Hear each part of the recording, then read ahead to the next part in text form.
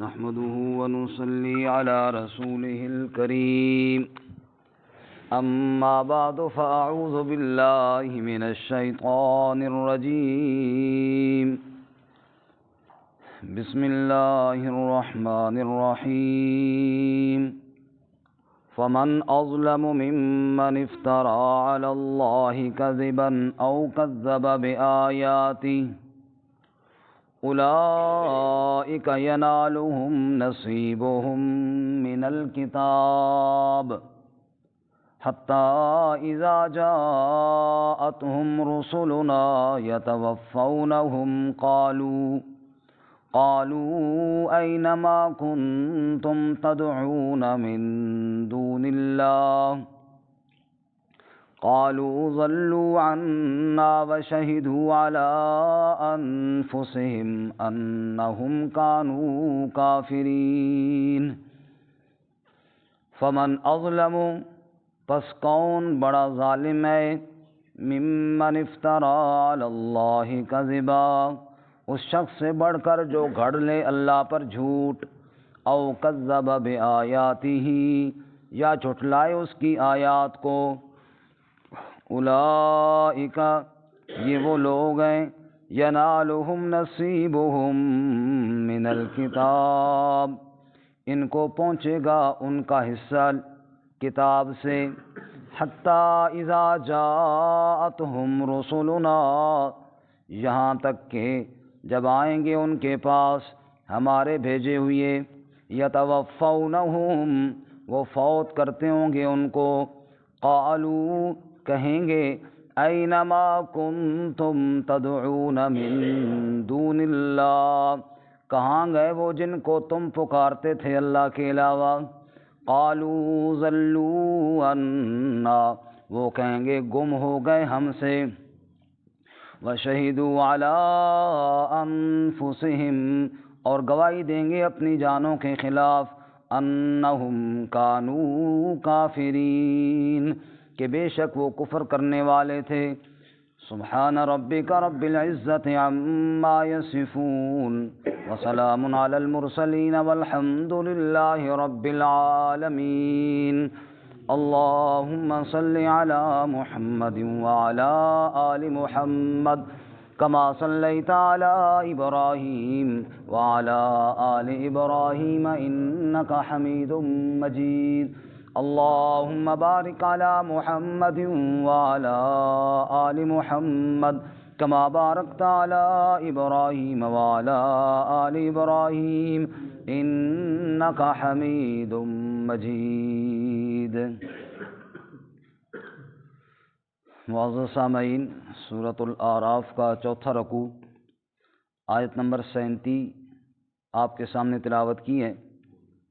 رب العالمین اس آیت مبارکہ کے مطابق صحیح بیان کی توفیق عطا فرمائے اور ہمیں قرآن و سنت پر عمل کرنے کی توفیق عطا فرمائے۔ اس سے قبل گزشتہ سبق میں آپ نے سنا کہ یا بنی آدم کا چوتھا خطاب تھا، جس میں رب العالمین نے فرمایا اے اولاد آدم میں نے انبیاء بھیجے جو میری آیتیں تمہیں پڑھ کر سناتے ہیں، تمہارے ذمہ لازم ہے تقوی اختیار کرو، اصلاح کرو، انبیاء کی بات کو تسلیم کرو اور اللہ کی آیات پر عمل کرو۔ لیکن جنہوں نے جھٹلایا آیات الہی کو اور تکبر کیا وہ آگ میں جائیں گے۔ یہاں پر ایک لفظ گزرا ہے وَاسْتَكْبَرُوا عَنْهَا اور تکبر کیا۔ جس نے اللہ کی آیتوں سے تکبر کیا اس کو ہدایت نہیں ملی۔ خود قرآن کریم دوسرے مقام پہ فرماتے ہیں اللہ تعالیٰ سأصرف عن آیاتی الذین یتکبرون فی الارض بغیر الحق کہ ہم اپنی آیات ان لوگوں سے دور کر لیتے ہیں، پھیر لیتے ہیں، ہٹا لیتے ہیں جو زمین میں ناحق تکبر کرتے ہیں۔ موسیٰ علیہ السلام کے مقابلے میں جادوگر گئے اور مقابلہ ہوا۔ موسیٰ علیہ السلام نے جب لاٹھی پھینکی جادوگروں کی رسیوں کو نگل گئی۔ اب یہ ایک آیت تھی، آیت کا معنی ہوتا ہے نشانی، جیسے یہ آیات ہیں وہ ظاہر بھی آیات ہوتی ہیں۔ اس آیت کو فرعون نے بھی دیکھا، جادوگروں نے بھی دیکھا، لیکن فرعون بڑا تکبر سے بھرا ہوا، اور جادوگر اگرچہ نبی کے مقابلے کے لیے تو آئے تھے، کفر پر تھے، لیکن یہ تکبر اور غرور ان کے دلوں میں بھرا ہوا نہیں تھا۔ تو نتیجہ کیا نکلا کہ جادوگروں کو ایمان نصیب ہو گیا، اور فرعون اور اس کے حواری اسی طرح رہ گئے ایمان کے بغیر ہی۔ تو سأصرف عن آیاتی الذین یتکبرون فی الارض، رب کا حکم آئے انسان کرے تکبر، نعوذ باللہ من ذالک۔ دیکھو جی، افسر کہے نوکر کو کہ بلائے اور وہ آگے کرے تکبر تو وہ برداشت نہیں کرتا، حالانکہ وہ بھی انسان ہے اس جیسا۔ اور احکم الحاکمین کا حکم ہو، رب العالمین کا ارشاد ہو، مالک الملک کا ایک آرڈر ہو، اور انسان مخلوق ہو کر کرے تکبر اور پھر کامیاب ہو جائے، یہ ممکن ہی نہیں ہے۔ اس لیے اللہ نے فرمایا والذین کذبوا بآیاتنا واستکبروا عنہا اولئک اصحاب النار ہم فیہا خالدون، جنہوں نے تکبر کیا یہ دوزخ میں جائیں گے اور پھر دوزخ میں ہمیشہ رہیں گے۔ اللہ ہمیں تکبر سے محفوظ فرمائے۔ آمین۔ حدیث مبارکہ میں رسول اللہ صلی اللہ علیہ وسلم نے فرمایا متکبرین کو روز محشر چھوٹے چھوٹے وجود دیے جائیں گے، چیونٹیوں کی طرح، اور محشر کے میدان میں یہ رینگیں گے اور لوگوں کے پاؤں کے نیچے کچلے جائیں گے، اور یہ ان کو سزا دی جائے گی تکبر کی، غرور کی۔ کیونکہ حدیث پاک میں اللہ تعالیٰ فرماتے ہیں حدیث قدسی میں التکبر ردائی، رب کہتا ہے تکبر میری چادر ہے۔ میں گلی میں جا رہا ہوں، چادر کپڑے کو قمیض کو پیچھے سے کوئی کھینچے، مجھے غصہ آتا ہے، رب کہتا ہے جس نے تکبر کیا اس نے میری چادر پہ ہاتھ ڈالا۔ اس لیے تکبر کرنے والے کا انجام بہت برا ہے۔ اللہ ہمیں تکبر سے محفوظ فرمائے۔ رحمت کائنات امام الانبیاء حضرت محمد مصطفیٰ سب کو صلی اللہ علیہ وسلم، آپ فرماتے ہیں لوگوں انا سید ولد آدم ولا فخرا، میں آدم کی ساری اولاد کا سردار ہوں، لیکن میں نے کبھی فخر تکبر اس بات پر نہیں کیا۔ اتنا اونچا عہدہ مجھے رب نے دیا ہے، بعد از خدا بزرگ توئی قصہ مختصر، اتنا اونچا مرتبہ رب نے دیا ہے، لیکن اس پر مجھے تکبر کوئی نہیں ہے۔ یا رسول اللہ کس بات پر آپ کو پھر فخر ہے؟ آپ نے فرمایا الفقر و فخری، العجز و فخری، فقیری میرا فخر ہے، عاجزی میرا فخر ہے۔ میں جب زمین پہ سر رکھ کر کہتا ہوں نا سبحان ربی الاعلیٰ، بس اس بات پر مجھے ناز اور فخر ہے۔ تو بار کے فرمایا جنہوں نے آیات الہیہ سے تکبر کیا وہ دوزخ میں جائیں گے اور پھر ہمیشہ ہمیشہ رہیں گے۔ اس کے بعد آج کے سبق میں اللہ فرماتے ہیں فمن اظلم ممن افترى علی اللہ کذبا او کذب بآیاتہ، اور یہ آیت قرآن میں کئی جگہ اس طرح کے الفاظ آئے ہیں، اس سے بڑا ظالم کون ہے جو اللہ پر جھوٹ بولے، جھوٹ کھڑ کے اللہ کے ذمہ لگائے، یا اللہ کی سچی آیتوں کو جھوٹا کہہ دے، جھٹلا دے، نعوذ باللہ من ذالک۔ دو لوگ ہیں، ایک وہ ہے کہ اللہ پر جھوٹ بولے، کیا مطلب؟ جیسے ہم نے ابھی پچھلے رکوع میں پڑھا کہ مشرکین طواف کرتے ننگا اور کہتے اللہ نے حکم دیا، نعوذ باللہ من ذالک۔ اب یہ ہے اللہ پر جھوٹ کرنا، ایک کام جو اللہ نے نہیں کہا وہ اللہ کے ذمہ کھڑ کے لگا دیا جائے کہ یہ کام اللہ تعالیٰ نے حکم دیا ہے۔ اسی طرح کوئی نبی نہ ہو اور کہے میں نبی ہوں، تو کیا ہے؟ اللہ کے اوپر جھوٹ کر رہا ہے۔ سورہ انعام میں گزر گیا او قال اوحی الی ولم یوحی الی شیء، کہتا ہے جی میری طرف وحی آتی ہے، حالانکہ وحی اس کی طرف کوئی نہیں، جھوٹ بولتا ہے۔ تو یہ کیا ہے؟ اللہ کی طرف جھوٹ کر رہا ہے۔ یا اس طرح جناب کوئی بات خود اپنی طرف سے تیار کی اور لوگوں کو بتایا یہ اللہ کا حکم ہے، جیسا کہ سورۃ البقرہ میں گزر گیا فویل للذین یکتبون الکتاب بایدیہم ثم یقولون ھذا من عند اللہ لیشتروا بہ ثمنا قلیلا۔ اپنے ہاتھ سے یہود کے علماء کچھ لکھتے اور پھر لوگوں کو کہتے یہ اللہ کا حکم ہے۔ کیا کہتے؟ اللہ کا حکم ہے۔ یہ اللہ پہ جھوٹ نہیں تو اور کیا ہے؟ اللہ پہ جھوٹ کر رہے ہیں تاکہ دنیا کا مال بٹورے ان سے، دنیا کے پیسے بٹورے ان سے، اور مال بٹورنے کے لیے ایک بات جو خود لکھی ہے اس کی نسبت کس کی طرف کر دی؟ اللہ۔ اللہ فرماتے ہیں فمن اظلم ممن افترى علی اللہ کذبا اس سے بڑا ظالم کون ہوگا جو اللہ پر جھوٹ گڑے، بات اللہ کی نہ ہو، کہے یہ اللہ کی بات ہے۔ اور جب سے یہ ہمارا سوشل میڈیا آیا ہے پھر تو اللہ خیر ہی کرے جناب، ہر بندہ جناب کوئی سنی سنائی بات کو کبھی کوئی آیت بتا رہا ہے، کوئی حدیث بتا رہا ہے۔ خصوصاً احادیث کے بارے میں تو اتنی بے احتیاطی، آج کل ایک بڑی حدیث چل رہی ہے، چونکہ آج کل وہ بہت چل رہی ہے اس لیے اس کا ذکر کر دیتا ہوں۔ وہ جی پہلا روزہ فلاں تاریخ کو ہوگا، اور رسول اللہ صلی اللہ علیہ وسلم نے فرمایا جو لوگوں کو پہلے روزے کی خوشخبری دے گا اس پر جہنم کی آگ حرام ہو گئی۔ بالکل جھوٹ ہے، کوئی اللہ کے نبی نے نہیں فرمایا، اپنی طرف سے بات گاڑ لی اور نبی پاک کے ذمہ لگا دی۔ اتنی جنت سوکھی جناب، صرف کیلنڈر دیکھ کے فیس بک تو خبر دے دے بندہ، اس کے بعد جہنم حرام ہو گئی، جنت میں واجب ہو گیا۔ یہ تماشا بنا لیے نا دین کو، بس کسی نے اور دھڑا دھڑ لوگ شیئر کرے جی، سب کو بتائیں تاکہ جناب بڑا احسان صاحب شیئر کرنا ہے نا جی، سونا نہیں ہے۔ تو وہ فرمایا کہ کیا ہے، ہر ایک کو بتائے جناب جی بالکل جناب پہلا روزہ فلاں تاریخ کو، نبی پاک نے فرمایا۔ وہ اللہ کے بندو، نبی پاک نے نہیں فرمایا، کوئی بات اللہ کے نبی نے نہ فرمائی ہو ان کے ذمہ لگاؤ تو یہ جھوٹ ہے، اور جھوٹ بھی کتنا بڑا، اللہ اس کے رسول کے ذمہ لگا رہے، اللہ اس کے رسول کے ذمہ تو جھوٹ نہ لگاؤ نا کم از کم، لیکن یہ باتیں ہو رہی ہیں تو اس سے اللہ تعالی ہماری حفاظت فرمائے۔ وہ پہلا دور، ہر دور نا کے حساب سے جرم کا انداز بدل جاتا ہے۔ وہ ایک اور دور تھا جب لوگ کہتے تھے کہ میری طرف وحی آ رہی ہے، میری طرف وحی آ رہی ہے۔ آج کل اس طرح جناب اپنی طرف سے بات گھڑی، وہ فیس بک پہ اپلوڈ کر دی، اوپر حدیث لکھ دیا۔ اچھا بعض لوگ پھر اتنے بیچارے دین کے معاملے میں بڑے ہم سادے بن جاتے ہیں نا، وہ جی آگے حوالہ بھی لکھا ہوا ہے جی فلانی کتاب، تو فلانی کتاب پڑھی؟ نہیں میں تو نہیں پڑھی، لکھ چھوڑے، تیرے خواب میں بھی نہیں ہے کہ وہ، مثال کے طور پہ اب بخاری شریف ہے، مسلم شریف ہے، آپ دیکھیں اصل نسخے اتنے بڑے ہیں، آپ میں سے کون کہے کہ جی ہم نے پڑھے ہیں؟ تو اب وہ اصل نسخہ تو پتہ کوئی نہیں ہے، آگے کوئی حوالہ لکھ بھی دے، اس کا نام لکھ بھی دے، تمہیں کیا پتہ اس کے اندر تو ہزاروں حدیثیں ہیں۔ تو بس نبی پاک صلی اللہ علیہ وسلم کے ذمہ لگا دیے، کون تحقیق کرے؟ تا تریاک از عراق آمدہ شد، مار گزیدہ مردہ شد۔ شیخ سعدی کی باتیں بعض دفعہ نا بڑی مزدار ہوتی ہیں، فرماتے ہیں ایک آدمی کو سانپ نے ڈس لیا تھا، تو کسی نے کہا بھائی کوئی بات نہیں پریشانی والی، عراق سے تریاک ملتا ہے، بس وہ دینے کی دیر ہے، سانپ کا ڈسا ہوا ٹھیک ہو جاتا ہے۔ شیخ سعدی کہتے ہیں میں نے کہا تا تریاک از عراق آمدہ شد، مار گزیدہ مردہ شد۔ او اللہ کے بندے، تیرے عراق پہنچنے تک یہ تو مر جائے گا نا، کب آئے گا؟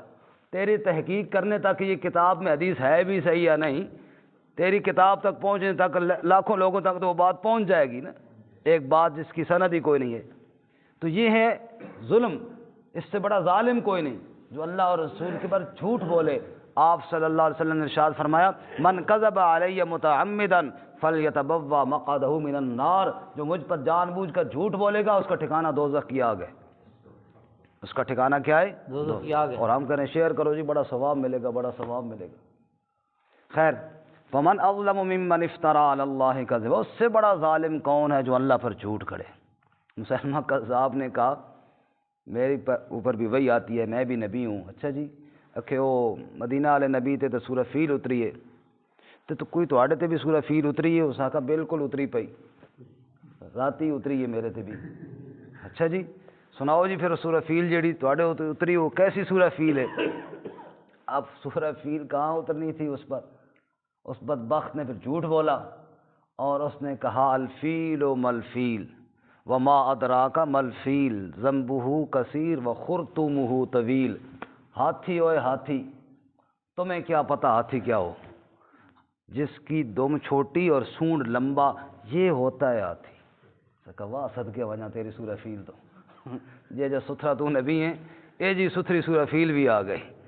جھوٹ کا نہ کوئی سر ہے نہ کوئی پاؤں ہے، کہاں قرآن کی سورہ فیل؟ الم تر کیف فعل ربک باصحاب الفیل، تم نے دیکھا نہیں تمہارے رب نے ہاتھی والوں کے ساتھ کیا کیا؟ ایک خبر ہے، ایک سچا واقعہ ہے اور رب کی قدرت کی نشانی ہے، اور کہاں جناب دم اتنا ہے اور ذرا سونڈ اتنا ہے، یہ ہاتھی کی سورہ فیل بیان ہو رہی ہے۔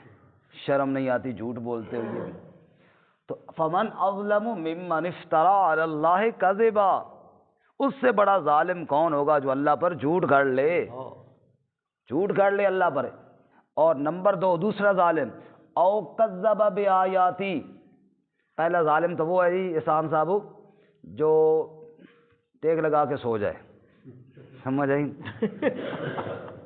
ایک تو یہ ہے. دوسرا وہ ہے کہ او کذب بآیاتی, جو اللہ کی آیات کو جھٹلائے. صابر صاحب سے بڑا اعتراض کرنے نا کہ صابر صاحب سو جانے نے, وہ جاگ رہے نے, بالکل 100% جاگ رہے نے. تو ہن میرے خیال ہے وہ لگ گئی بد دعا تو انو, سمجھ آئی نا. اللہ دے ولی انو نہ چھیڑو تے ورنہ حال یہی ہو سی. وہ ہن جاگ رہے ہیں, تسی ہن سو رہے ہو, سمجھ آئی. یا تو پھر اس طرح کرو جس طرح زبیر صاحب کمل کر کے سائڈ سے سیر آنے نے, کم از کم نظر تو نہیں آنے نا جی, کمل لے آنے نے گھروں تے سائڈ سے چپ کر کے نہ بندہ ویکھے, بے شک ستا رہے. اے سمجھدار آدمی نا جی, ہن آج کل سمجھدار ہو گئے نے. تے سامنے بندہ بیٹھے تو پھر فرنٹ سیٹ پہ سونا کیا ہے جی, نیند ہماری ہم کو پیاری, اپنی نیند پہ ہم قربان. نیند ہماری لیکن فرنٹ سیٹ پہ سونا تو سخت منع ہے نا جی. ہن انشاءاللہ امید ہے نہ سو سکتے. تو پہلا ظالم تو وہ ہے جی جو اللہ پر جھوٹ بولے, جو کیا کرے اللہ پر جھوٹ بولے. دوسرا ظالم وہ ہے او کذب بآیاتہ, جو اللہ کی آیتوں کو جھٹلائے. سچے نبی سچی آیات پیش کر رہے ہیں اور وہ کہتا ہے میں نہیں مانتا, نعوذ باللہ من ذالک. نبی کو کبھی کاہن کہیں, کبھی ساحر کہیں, نعوذ باللہ, اور قرآن کو گھڑی ہوئی آیات کہیں, اور کہیں انما یعلمہ بشر. مکہ مکرمہ میں ایک شخص تھے جو لوہار کا کام کیا کرتے تھے. نبی صلی اللہ علیہ وسلم ان کے پاس بیٹھ جایا کرتے تھے. ان کا یہ او سکھانا لوہار نبی پاک نو, نعوذ باللہ من ذالک. انما یعلمہ بشر. آپ نے کہا شرم کرو, لسان الذی یلحدون الیہ آدمی وہذا لسان عربی مبین. جس کے پاس نبی پاک بیٹھتے ہیں وہ عربی ہے ہی کوئی نہیں, وہ باہر سے آیا, عرب میں رہتا ضرور ہے, وہ عربی نہیں ہے. اور قرآن تو لسان عربی مبین ہے. کوئی کوڑ مارو چاجدہ مارو کم از کم, تم سارے عربی ہو, تم نہیں بنا سکتے ہو, اور وہ اجمی جناب سکھا رہے نبی پاک صلی اللہ علیہ وسلم کو, کیسی بات کرتے ہو. یہ قرآن رب کا کلام ہے, اللہ کی آیات کو مت چھٹلاؤ. اس قرآن نے چیلنج دیا ہے, اور یہ سب سے بڑا معجزہ ہے میرے نبی صلی اللہ علیہ وسلم کا. اللہ تعالیٰ نے آپ کو قرآن والا معجزہ دیا ہے. وہ عرب والے جن کو اپنی زبان پر بڑا ناز اور بڑا نخرہ تھا, اللہ تعالیٰ نے یہ معجزہ دے کر کہا فاتو بصورت من مثلہ. میرے پیغمبر ان سے کہے تم بھی ایک صورت بنا کر لے آؤ نا اس جیسی. عرب کے اندر ایک رواج تھا کہ چونکہ شاعر ہوتے تھے, بڑے اچھے اچھے کلام لکھتے تھے, تو جب سورہ کوثر نازل ہوئی نا تو ان شاعروں کا یہ ترتیب تھی کہ بیت اللہ کے پاس اپنی شعر لٹکا دیتے تھے لکھ کر. کوئی نئی غزل لکھی, کوئی نیا شعر لکھا, چونکہ لوگ آئیں گے ادھر ادھر سے دیکھیں گے کہ جناب شاعر صاحب نے یہ شعر لکھے ہیں. ایک صحابی نے سورہ کوثر لکھ کے لٹکا دی. وہ جو بڑے بڑے شاعروں نے اپنے شعر لکھے تھے نا جی, وہاں ایک صحابی نے سورۃ الکوثر لکھ کر لٹکا دی. اب ایک بڑا شاعر آیا جو عرب کا مانا ہوا شاعر تھا, وہ آیا, وہ دیکھتا تھا اکثر, وہ انعام دیتا تھا نا. پہلے آپ کو جانتے ہیں نا, مشاعرے ہوتے تھے, پھر لوگ شاعر آتے تھے, اپنا اپنا کلام پیش کرتے تھے, پھر انعام بھی ملتا تھا, کسی کو زیادہ کسی کو تھوڑا. باتوں سے بات یاد آتی, ایک بات اور یاد آ گئی. ایک مشاعرہ ہوا نا بادشاہ کے سامنے, اس میں شاگرد بھی تھے, استاذ بھی تھے. تو بادشاہ نے جب انعام دینے کی باری آئی تو جس کو پہلی پوزیشن دی وہ استاذ نہ تھا, وہ شاگرد تھا, اور استاذ کی تیسری پوزیشن بھی اس مشاعرے میں نہ آئی. پوزیشنیں 3 ہوتی ہیں, پہلی دوسری تیسری. اب استاذ کی دوسری تیسری بھی نہ آئی, اور شاگرد جو تھا اس کی پہلی پوزیشن آ گئی. بادشاہ نے بڑی عزت دی, بڑا اکرام کیا. اب اچھا استاد تو ہوتا ہے نا, شاگرد کی ترقی دیکھ کر خوش ہوتا ہے. تو تھوڑا بندہ ماڑا ہوئے مزاجن کہ حسد ہو اس میں, تو وہ ترقی دیکھ کر برداشت نہیں کرتا. وہ استاد بیچارہ کوئی ایسا تھا, اسے بڑی تب چڑھی بھئی استاد میں ہوں اور انعام اس کو مل رہا ہے. اب وہ بادشاہ کے سامنے, سارے شعراء کے سامنے, سارے مجمع کے سامنے بتانا ہی چاہتا تھا کہ یہ تو میرا شاگرد ہے. اس نے اس کا نام لیا, جیسے استاد پکارتے ہیں شاگردوں کو, بعض دفعہ نام تھوڑا بگاڑ بھی لیتے ہیں, جو بھی اس کا نام تھا, او فلاں. اس نے بڑے ادب سے کہا جی استاد جی, سب کے سامنے نا, جی استاد جی, تاکہ پتہ چل جائے کہ یہ میرے استاد ہیں.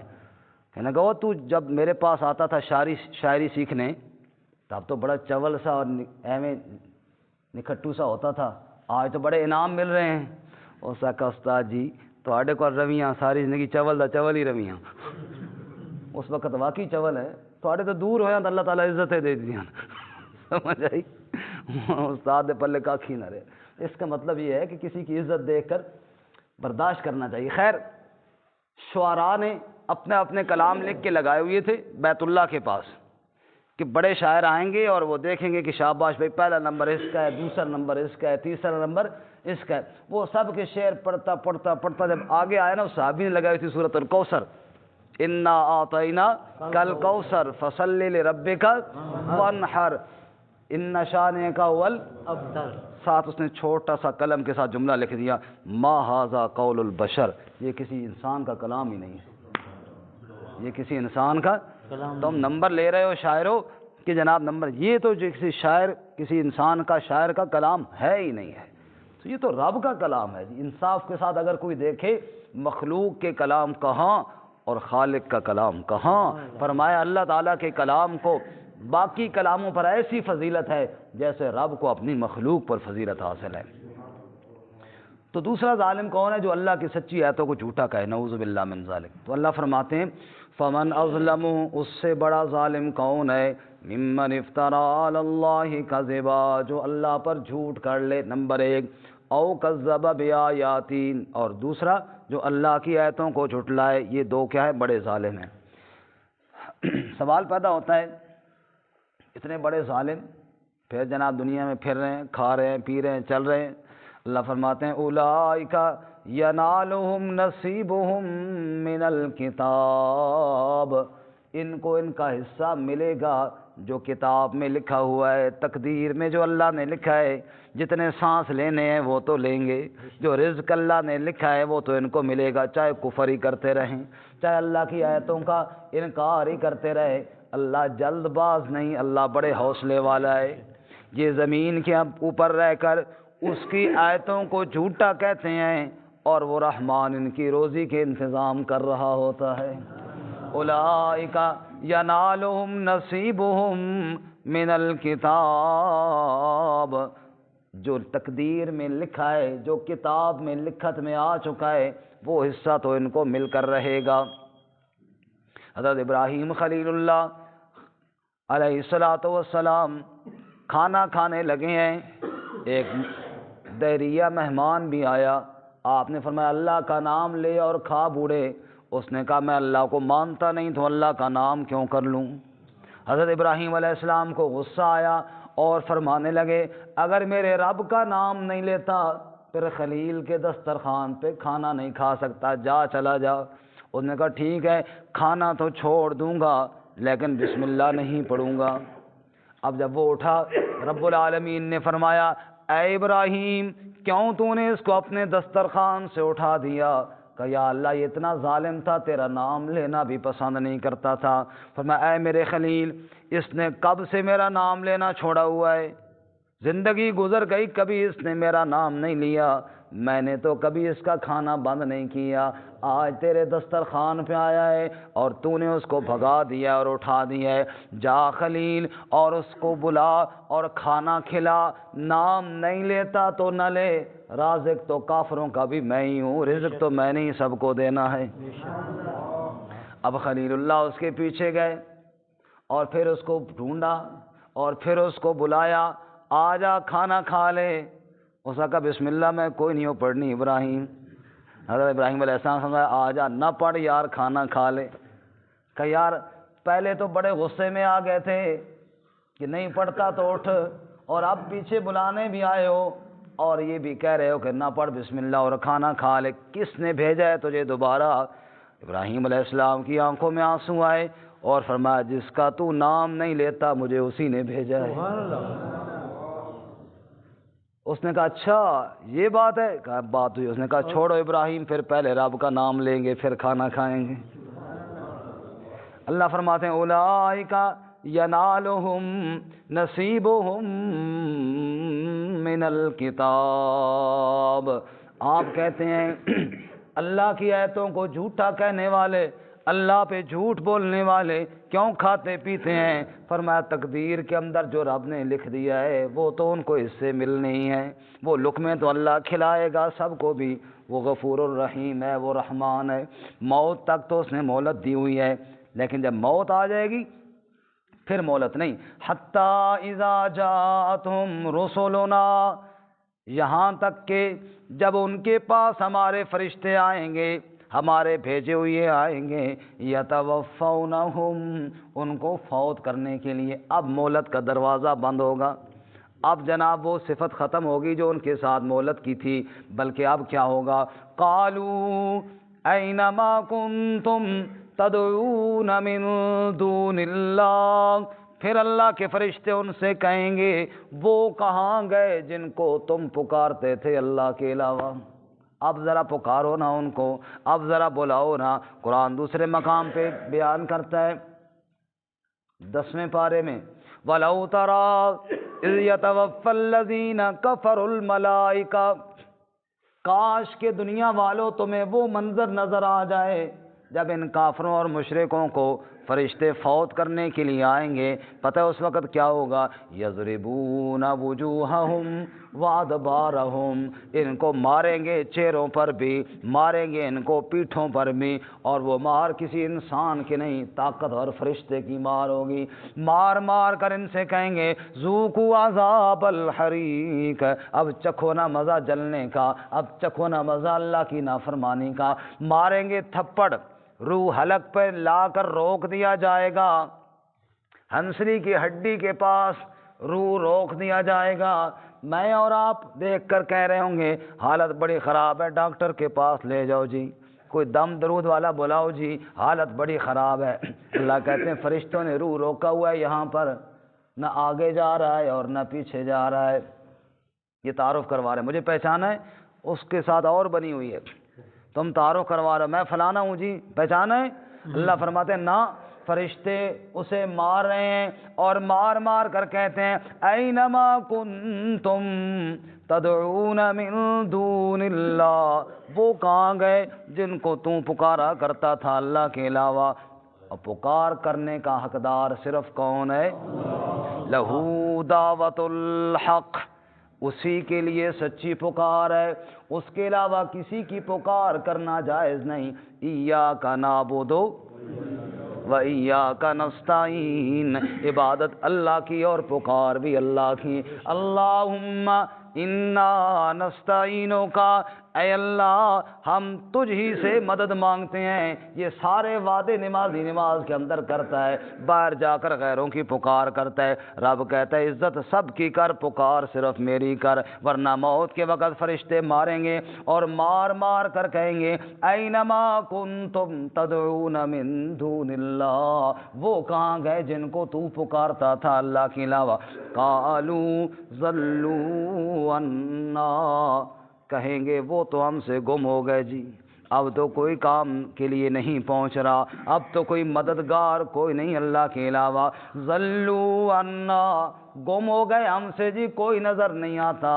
شیخ سعدی نے فرمایا لوگ کہتے ہیں اللہ نظر نہیں آتا، اور میں سعدی کہتا ہوں جب کوئی نظر نہیں آتا تو پھر اللہ ہی نظر آتا ہے، سب سارے جب گم ہو جاتے پھر کون نظر آتا ہے؟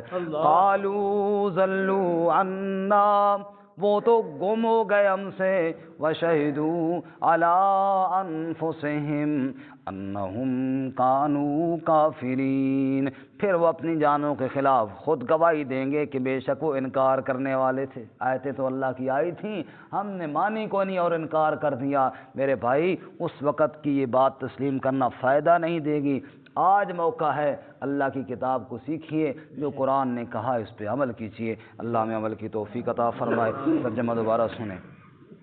فمن اظلم، پس کون بڑا ظالم ہے، ممن افترى علی اللہ کذبا، اس شخص سے بڑھ کر جو گھڑ لے اللہ پر جھوٹ، او کذب بآیاتہ، یا جھٹلائے اللہ کی آیتوں کو، اولئک ینالہم نصیبہم من الکتاب، یہ وہ لوگ ہیں ان کو ملے گا، پہنچے گا ان کا حصہ کتاب میں سے، حتی اذا جاءتہم رسولنا، یہاں تک کہ جب ان کے پاس پاس ہمارے بھیجے ہوئے آئیں گے، ہمارے فرشتے آئیں گے، یتوفونہم فوت کرتے ہوں گے ان کو۔ قالوا اینما کنتم تدعون من دون اللہ، وہ کہیں گے ان سے وہ کہاں گئے جن کو تم پکارتے تھے اللہ کے علاوہ؟ قالوا ضلوا عنا، وہ کہیں گے وہ تو گم ہو گئے ہم سے۔ وشہدوا علی انفسہم، اور گواہی دیں گے اپنی جانوں کے خلاف، انہم کانوا کافرین، کہ بے شک وہ کفر کرنے والے